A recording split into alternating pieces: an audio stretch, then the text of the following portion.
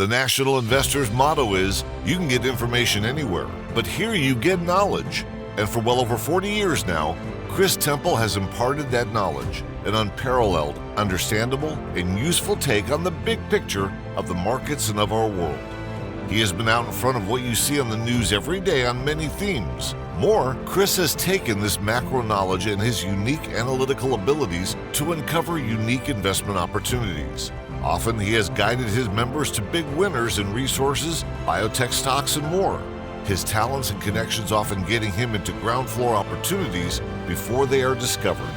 Without further ado, here is Chris with today's topic. Welcome back, everybody. Today you're going to learn the story of Nevada Organic Phosphate. That's a company that is listed on the Canadian Securities Exchange under the symbol NOP, as you see right here. The company does not at present, as I'm recording this on the 6th of October, have an OTC symbol, but the application to put that in is imminent, and we should see well before the end of the year the ability for folks that want to do so to buy its shares directly on the U.S. market. Of course, as I remind people all the time, there are a handful of choices here in the U.S. for you if you're a U.S. investor to buy stocks on either the CSE, the Venture Exchange, Toronto, whatever. The best of them being Interactive Brokers. If you have an Interactive Brokers account, you can buy stocks directly off of not just Canada, but London, Australia, Timbuktu, for that matter. Now, Nevada Organic Phosphate is a story I've followed for quite some time. I've known its CEO, Robin Dow, for quite a number of years. He's an entrepreneur with financial markets background. Also has had his hand in a few different things over time, as you see. And good guy. I've known him for a long time. I have all the time in the world for Robin. And I have followed what's gone on with Nevada Organic Phosphate for quite a while. It's a project you're going to learn about from him in just a few minutes when I bring him on. But before I do that, the usual preliminaries, either he and or myself will be making forward-looking statements, probably both of us for that matter. And so be mindful of that. This is still, despite the fact that the company has checked several boxes in the recent past with permitting.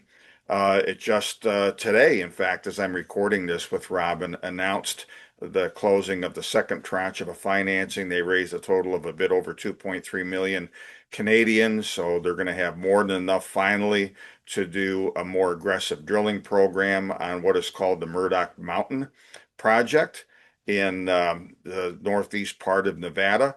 It's a unique agricultural story in a way, besides other potential things. You know, back around mid-year, some of you watching this, no doubt, were part of our investor boot camp put on by Investor Ideas out of Vancouver. And I kicked things off with my discussion on the new FANGs theme. And of course, one of the A's in the new FANGs, which is going to be the investment theme of the future, I believe with all my heart, is agriculture.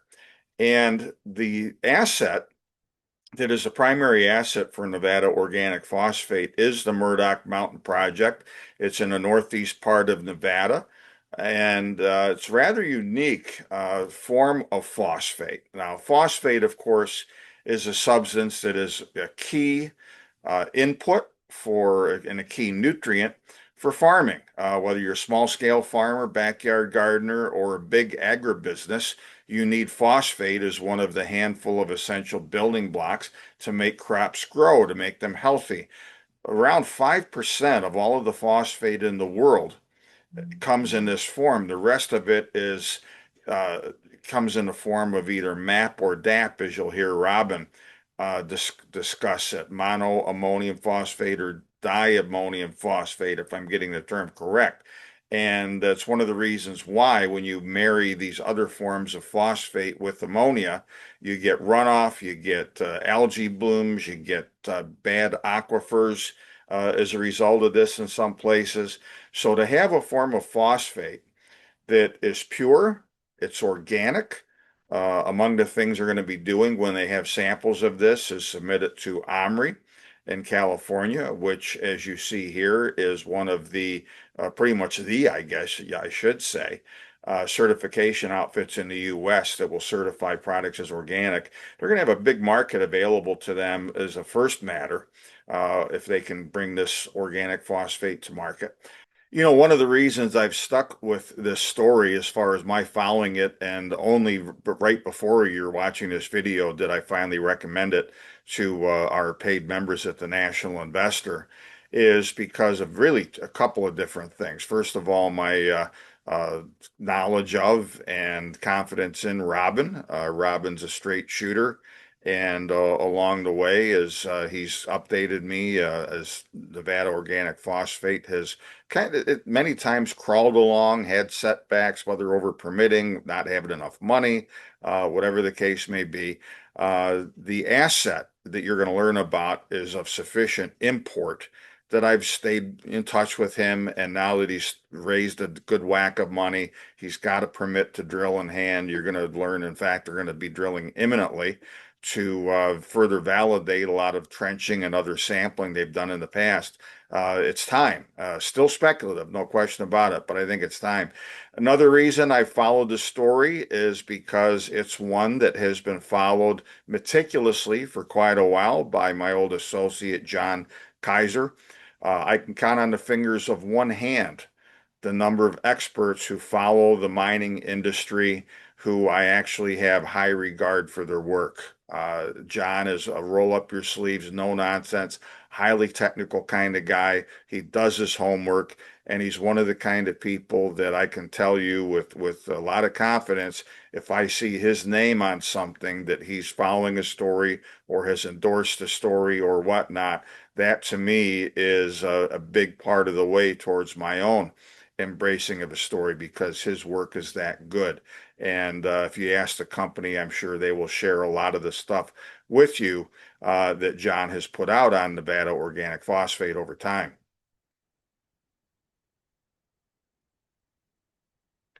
So with money in hand, permits in hand, likely to start drilling imminently, this is ready to go to the next step. And again, as you're going to learn from Robin and from the few things I've shared here so far and on the screen, this is a very unique and potentially monstrous asset that will fill a void in the marketplace and I think garner a lot of attention, perhaps in short order if this first major round of drilling coming up is successful.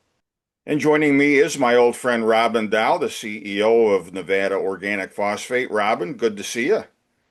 And you too, Chris. It's been a very long time. Yeah, it has. And congratulations again, as I said before you came on, as you and I are recording this on Monday, the 6th of October, you announced that you've closed the final tranche of the financing that you announced some days back, and a little over 2.3 million Canadian in the two chunks, a number that seemed uh, impossible a while back, but now all of a sudden things are going better for you. You're permitted, and some great stuff we're looking forward to at Murdoch Mountain. But before we get into that, give us just a little bit of a background and reminder for yours truly as well as to how you came across this asset in the first place. It's pretty simple. I've been doing this. I was a stockbroker, mainly at Burns Fry in Calgary from 76 through 88. Then I decided to go out on my own to the dark side and be a mining promoter. So, as I said, in the 90s, I was in Africa and China. In early 2000s, started URE, Energy, the uranium producers in Wyoming in the Powder River Basin. They use ISL. It was a leading technology at that time. And I started at 10 cents in May of '04, took it public on the TSX, the big board, in November of '05 at a buck and a quarter. And 18 months later, it was 5.50, and then the price of uranium crapped out, and life goes on. So I've been looking for unique opportunities like that. And Marco Montesinos, who's our resident geologist in Reno, and I've done a lot of work in different places in Central America and Mexico with him. Like all the people I work with, I've been working with them for 25, 35 years. It's a very good, tight team. But anyway, Marco one day was out and found this from previous records he was reviewing, and he called Paul Pittman, who's one of my geos and board member, and Paul has extensive experience in organics. And he got down there to Murdoch Mountain. He said, Robin, this is all organic. There's no heavy metals, nothing. We got to take this. So we bought it from Marco, and away we go. And here we are. About 6 months after we purchased it, Belarus decided, like good communists they are, that if they drop the price by 90% for phosphate and potash, then the dirty dog capitalists would stay at a couple of bucks, and they'd take the gravy in the middle. And well, they capitalists follow them down the pit, and it stayed that way until 21 when Russia invaded Ukraine. Yeah. And you may recall that the price of potash and phosphate went through the roof. Yep. Verde potash in Brazil was a buck and a quarter in September of 21, and by the spring of 22, it was $24. And all the big guys in Toronto sold their stock and called me, Robin, you still got that interesting phosphate project going nowhere? I said, yeah. So they took their pocket change and they gave it to me, and I was very grateful. And that's what got us finally started with $1 million to bring it through the environmental assessment phase, which was $500,000 Right. US. It was crazy. Yeah. It's crazy because, where our lease application was 1,700 acres, but we're only going to use 4 acres along a road. Mhm.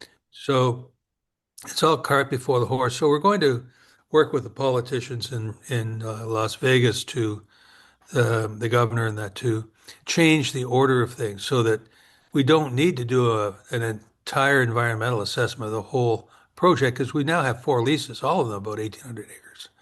Then Right. what we need to do is do the assessment on the 4 acres, put in our drill pads, and then go and drill for success. So when we're successful and then we have the assays that we can apply for final lease on the property, that's when we do the eBay Sure. because that will affect everything else. But not what we're doing now.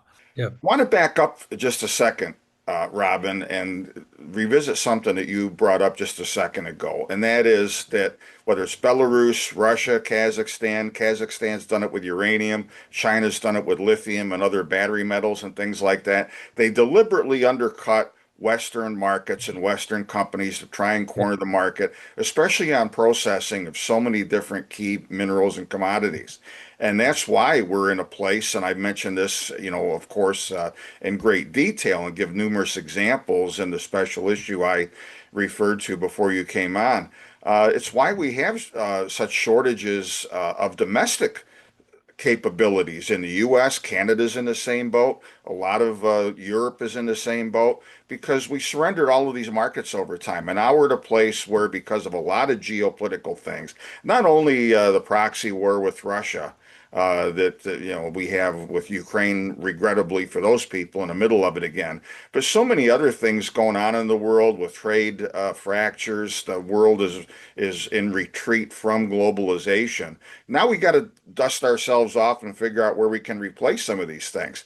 And I find it interesting that phosphate, which is a key fertilizer component, of course, it's one of the critical elements when it comes to fertilizer and agriculture. That there's a lot of murmuring from lawmakers that they want it added to the critical minerals list too here in It's the U.S. essential. Yeah, it's Yeah, essential. very essential, and we don't have enough domestic supply, as with so many darn other things, it seems. But let's back up. I want to give people a broader context. Murdoch Mountain is located physically in northeast Nevada. Yep. You're almost ready to fall over into Utah. Yeah, just so it's within just a hop, skip of the border. Very much so. And it's And and it's in an area, and I want to get into the science and the type of rock that you yeah, have because this raw organic phosphate, as you call it, and you've already done enough testing in the past to identify exactly what you've got, and you're trying to find, develop more yeah. of.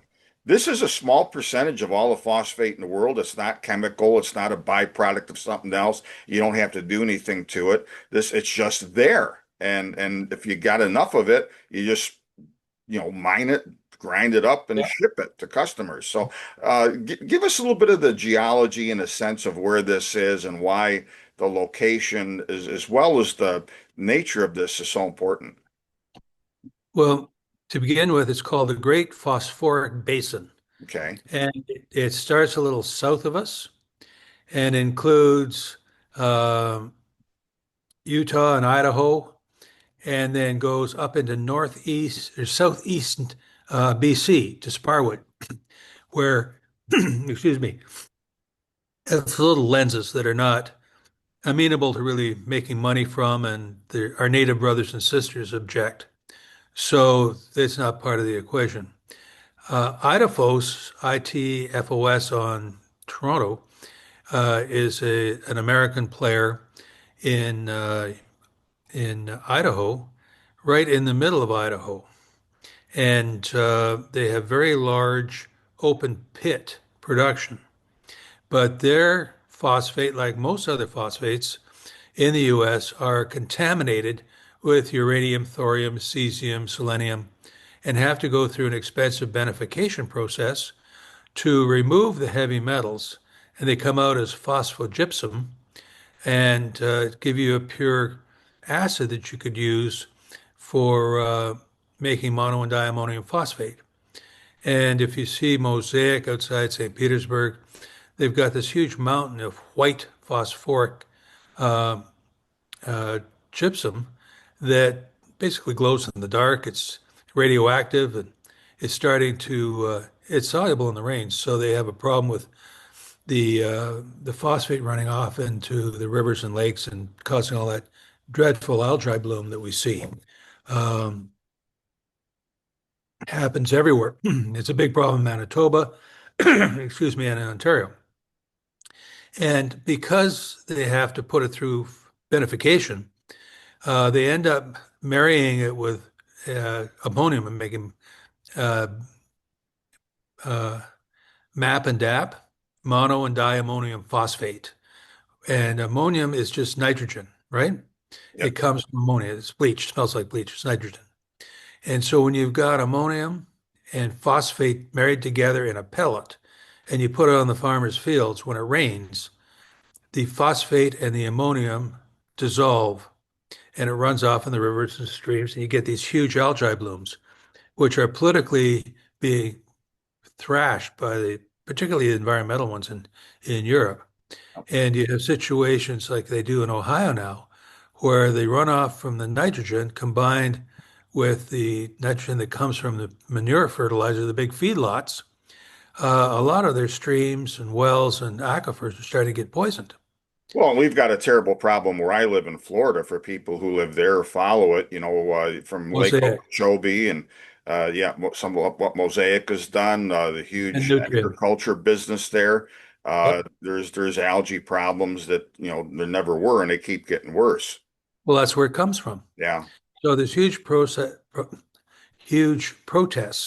about MAP and DAP because most of the fertilizer, the phosphate that comes into the U.S., uh, Morocco and Western Sahara produce 85% of the world's phosphate, and it has to go through beneficiation. A lot of it does it. It's done in Tunisia and Morocco, and then it's shipped over here, but a lot of it isn't.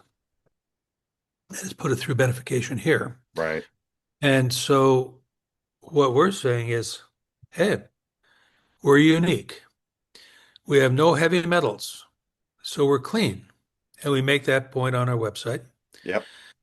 so that all you have to do is, break it up, grind it up, well, break it up, dig it up, truck it down to Montello, a little town 6 clicks away, grind it up, bag it up, and take the bags across the street to the railhead, put it in a rail car, ship it to California. Mhm. That's it, CapEx. So we have an opportunity to produce something that is only produced rarely in the world. There is a company in Brazil who produces it or will produce it in the southernmost province of Brazil, just north of Rio de Janeiro, and the African country of Gabon.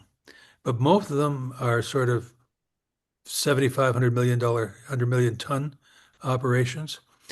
We think that Murdoch Mountain, by the time we get all 4 licenses secure and drilled, which will be the end of next year, we'll probably have 250, 300 million tons, Wow. which will make it the largest phosphate deposit in North America at surface and probably one of the largest in the world. And what's nice about that too, as you say, and as you've talked, I've had a couple of your slides up in your presentation Yeah. that kind of underscore this whole thing, Robin. You essentially have none of the downside of what causes algae blooms and pollution and all different kind of things with fertilizer almost every place else, MAP and DAP being common throughout, especially all of corporate agriculture. And for this kind of a thing, I mean, you not only have a better product potentially if you can prove up a large enough and economic enough resource here, but you're going to meet a need that a lot of people have been crying for, and that is to have fertilizer that doesn't harm the environment. I know there's a huge market just in California, as you mentioned, could be one of your key destinations for organic farms and whatnot there. They would love to have a product like this to be able to meet or keep their organic certifications. Well, it's also west of Reno's big Yeah, uh, ag, northern Arizona. So there's tremendous interest in this because it's not only a great fertilizer for your plants, helping them suck up water and grow, sure. but it's also regenerative and has carbon capture features. Well, it works with the microbes in the soil. So Wow. it has many benefits. It's an amazing product for the time. And the nice thing about how we produce it, it was originally found because when you drive by Murdoch Mountain from Highway 238, which goes from California to Boston, you look up to your left and you can see this chocolate band, like a belt running around the upper middle of Murdoch Mountain. And that's how they found it. And now when we're looking at it, there's a lot of trenching done. No drilling, but trenching. And found out it's about 5 by 5 and meters. So it's fairly wide, 10, 12 foot, 15 foot intersection. But the hanging wall and the footwall are limestone, and the limestone runs 3 to 5% P2O5. And the middle, it's like a chocolate Oreo with a vanilla crust, and chocolate in the middle. Yeah. Uh, it's easy to mine because there's no waste. If we're running 8 to 15% P2O5, we have to blend that down to 8%. We simply mine the limestone and blend it. Yeah. Uh, And again, if it's 5, 6%, we have ways of aggregating that to where about 7, 8% is what you can use on the farmer's fields. And so we would pelletize it and grind it up to a certain dust level. And the farmer would put it in his spreader and spread it on the fields. That's the Sure. way it goes. It's pretty simple. And we put it in big 50-pound or 4 cube bags that you order your topsoil in. Hmm. So easy to move. Nice. And it's a very simple process. And Gary Smith, my geo, thinks is basically like a pie plate because what we have at the face of Murdoch Mountain, when you go around to the north side, it's like a letter C. And the edges of this basin seem to go around to the far side as if they were together once and split. Okay. And and it's weathered in the middle. But we think that by drilling, it's about 27-degree uh, incline, that eventually it'll bottom out. And the whole idea is to drill and see what we have. It's really 12 holes, 150, 250 meters on a 27 degrees incline, Okay. and see what comes. It takes a day to drill one Right. hole. We're not drilling to China like you have with some of these coal companies. Right. We're just banging away every day. It'll take less than 3 weeks to do the whole 12 holes.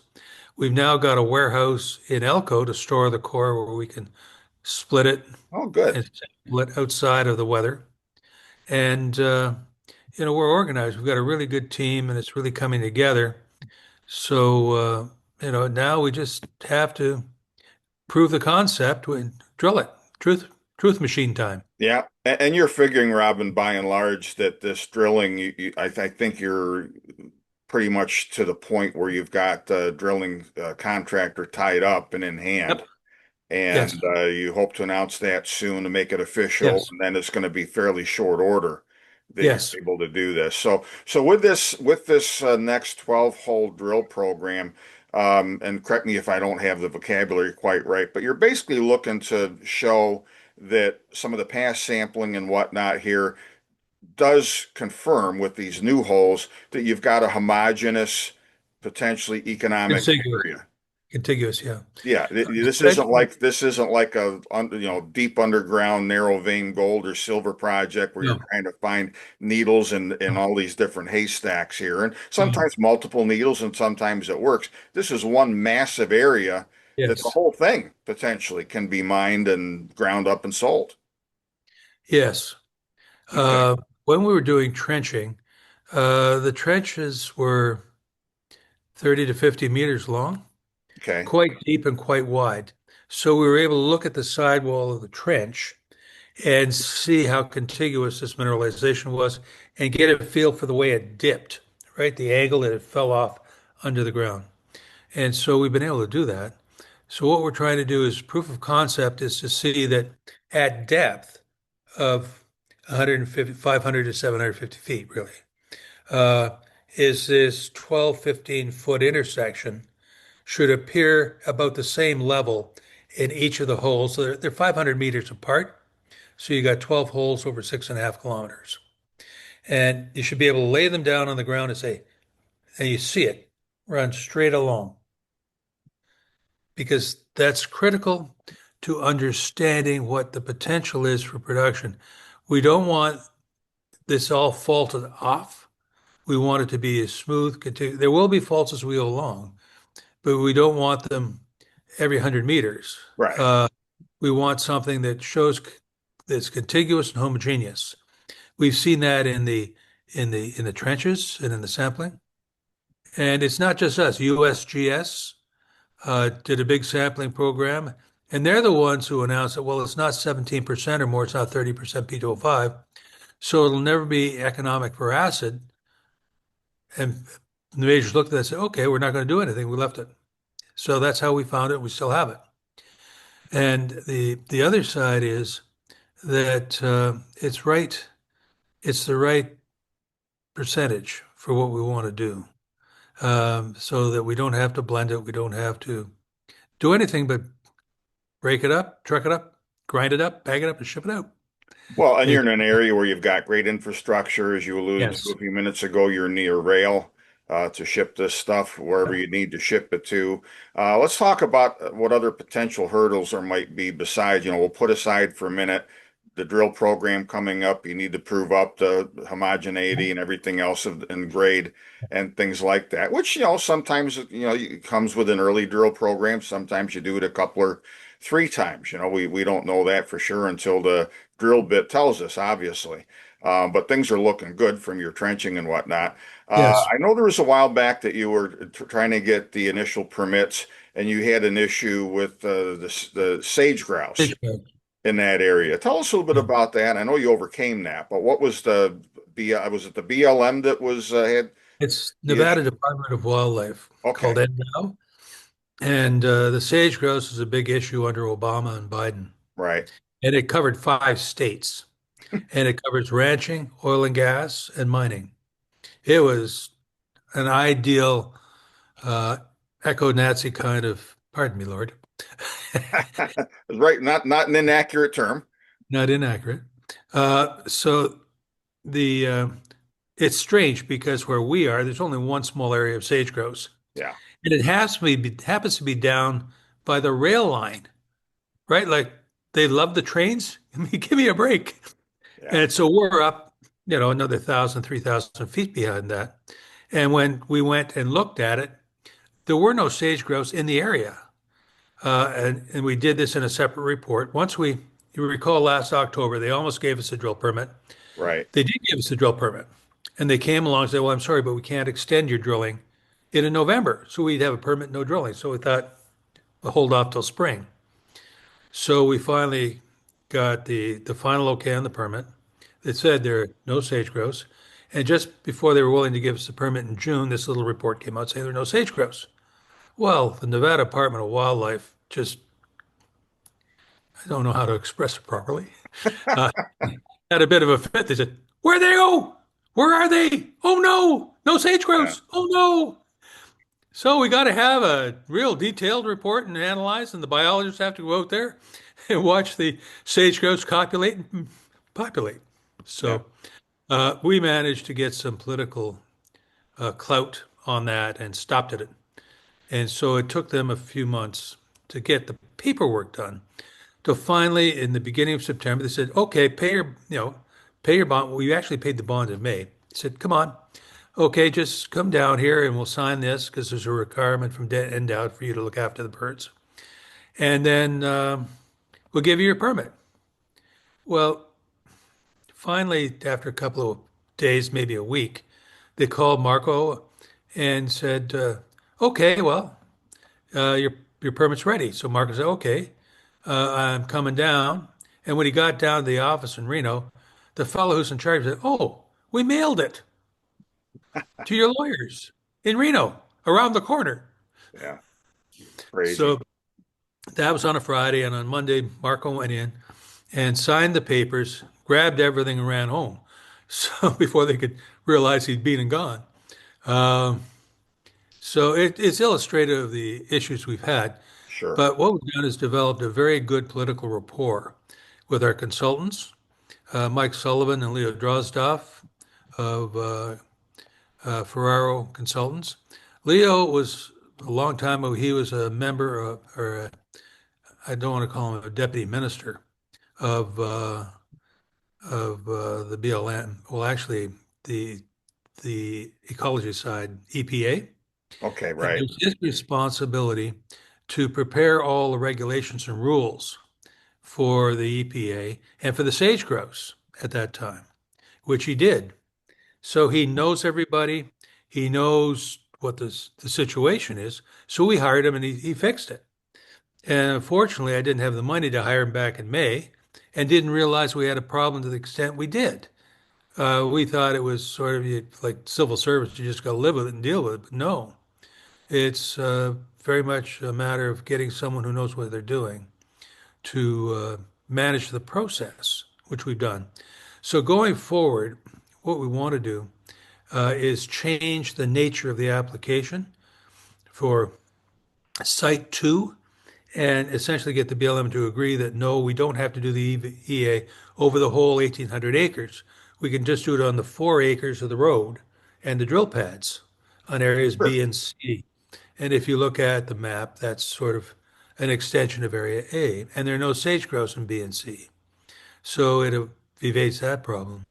But what I want to do is I want to get the BLM to agree to that so we could put our environmental people on the ground uh, in October, early November, and do that EA work on the road, the two roads for B and Area B, Area C.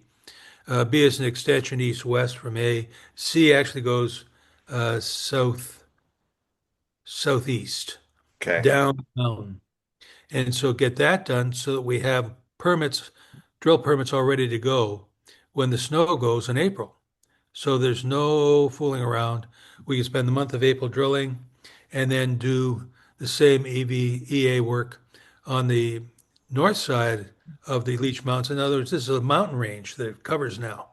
It's not just Murdoch Mountain, it's a whole range. And in the north end, it looks like, as I say, continuation of B, A, B, and C.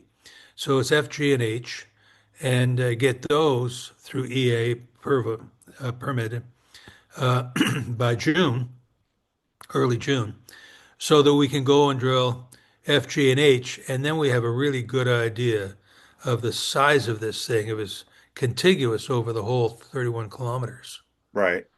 of Well, Virginia. we're all looking forward to that for sure. And so down the road, assuming everything goes well, there's still hurdles to Yeah. overcome and so forth.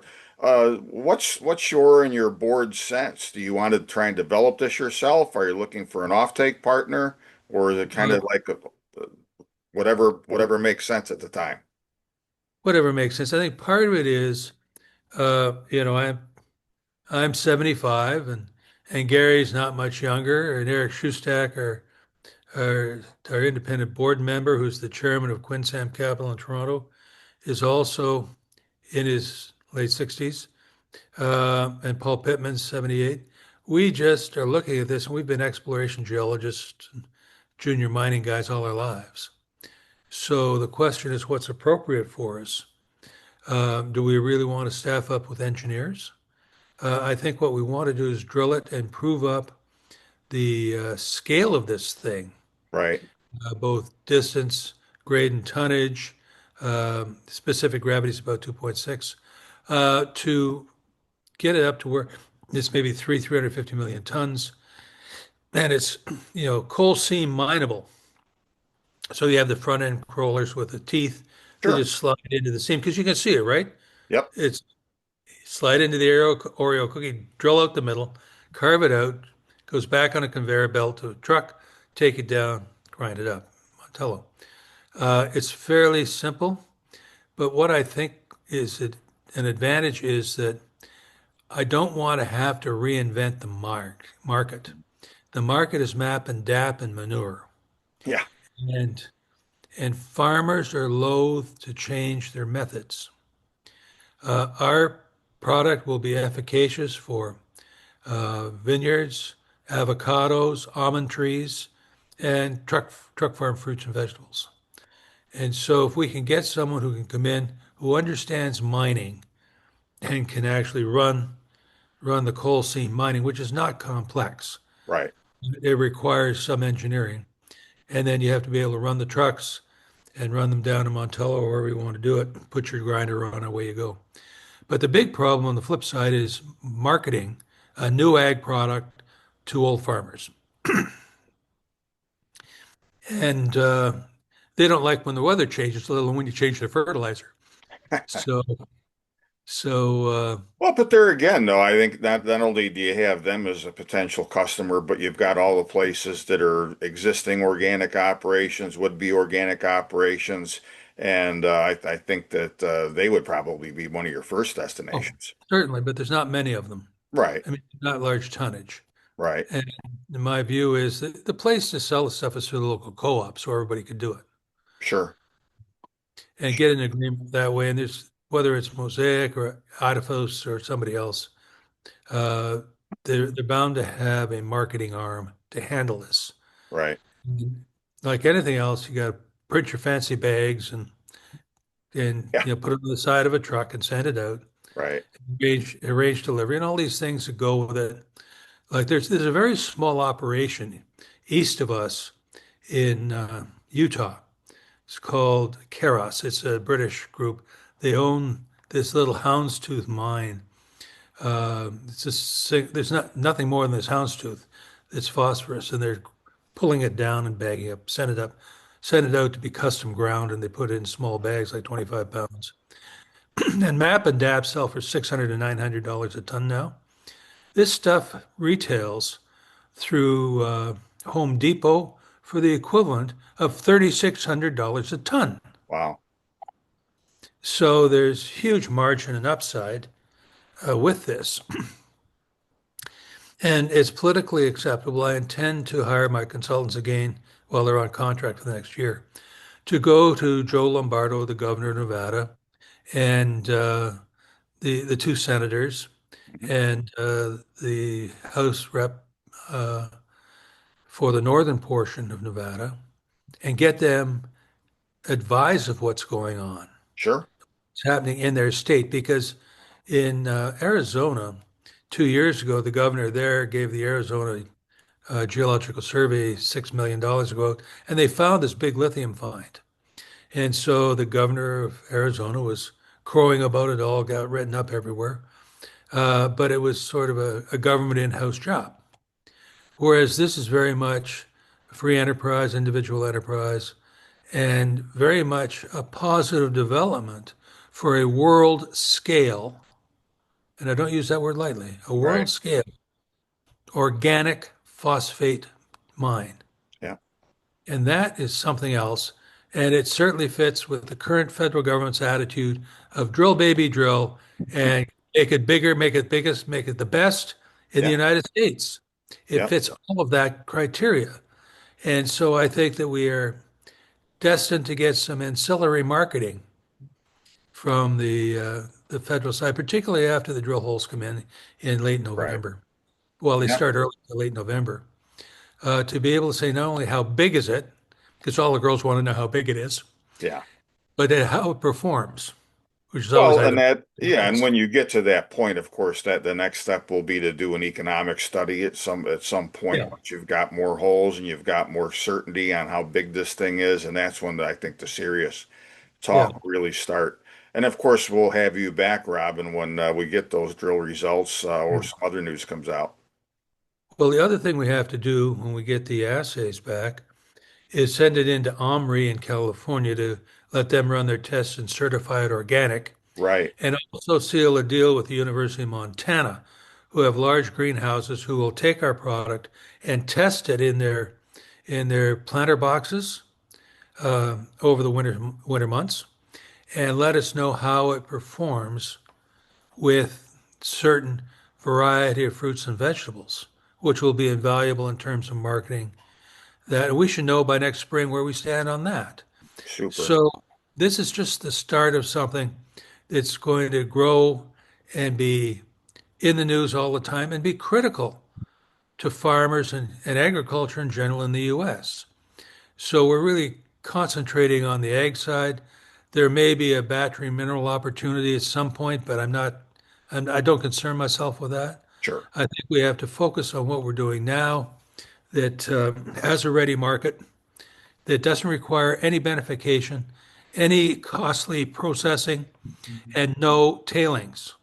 Like Nice. there's no, the worst thing that happens is we start grinding through the hanging wall footwall, and that just lowers the P2O5 content in the bag, but it doubles or triples our tonnage. Hmm. So a very early stage, exciting time. There's good liquidity in the market. We've started the process. We should have our application ready to go into OTC in the next week or two. Good. Uh, that's in process Yep. because, as you know, John Kaiser follows us.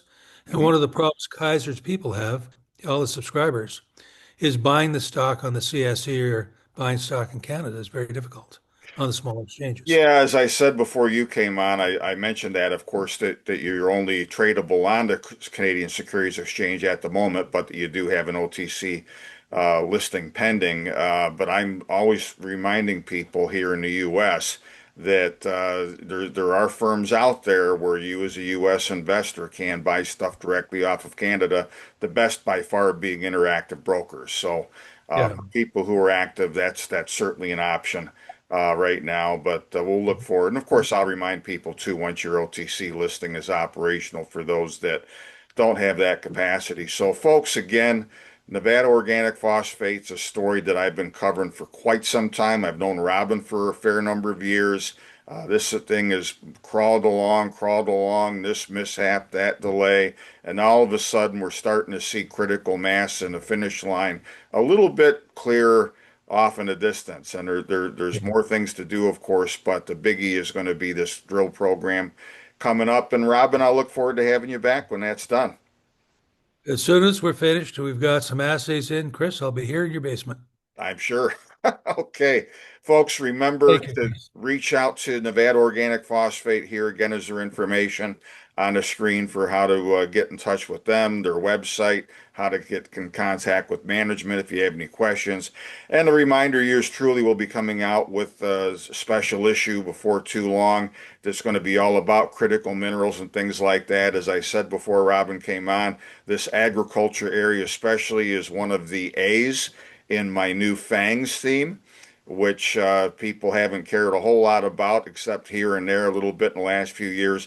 But that is going to be the future because, like with everything, all kinds of critical metals and materials are in perilously short supply, especially domestically, and we're going to need ever more of them as time goes on, especially as the world continues to fragment, and we need to see to more of our own needs as best as we can. So, Robin, thanks again, and folks, we'll be back.